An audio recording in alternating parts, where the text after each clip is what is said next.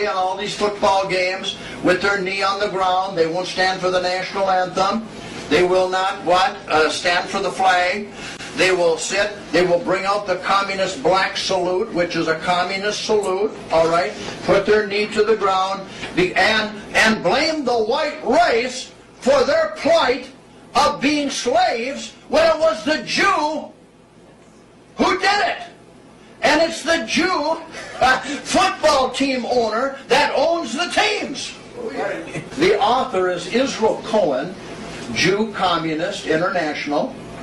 He wrote a book called A Racial Program for the 20th Century, published in 1912. On June 17, 1957, the above passage was read into the United States Congressional Record by Representative Thomas G. Abernathy, and it states, "We must realize that our party's most powerful weapon is racial tension." That's the Democratic Party. Right. By propounding into the consciousness of the dark races that for centuries they have been oppressed by the whites, but it's been the Jews, we can mold them to the program of the Communist Party. In America, we will aim for subtle victory while inflaming the Negro minority against the whites. We will endeavor to instill in the whites a guilt complex for their exploitation of the Negro. We will add and aid the Negro to rise in prominence in every walk of life, in the professions, in the world of sports, in the world of entertainment. With this prestige, the Negro will be able to intermarry with the whites and begin a process which will deliver America to our cause. And that's what they're doing today in all these football games. Continuing here. This is The Secret Relation Between Blacks and Jews, that's the book, Volume 1, by the Dean of Jewish Scholars, Jacob Rader Marcus.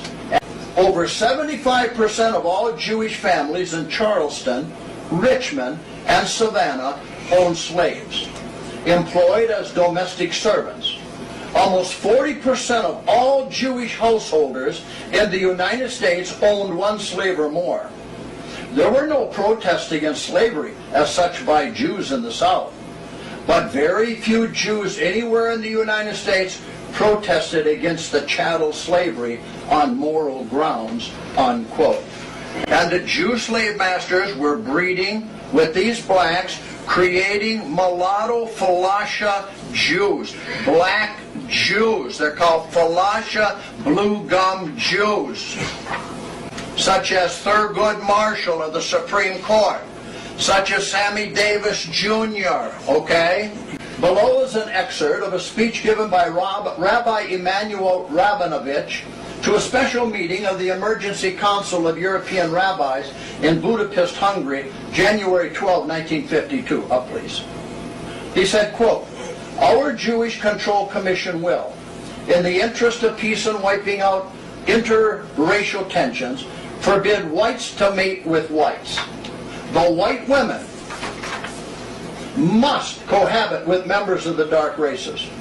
The white men with black women, and thus the white race will disappear. For mixing the dark with the white means the end of the white man, and our most dangerous enemy will become only a memory."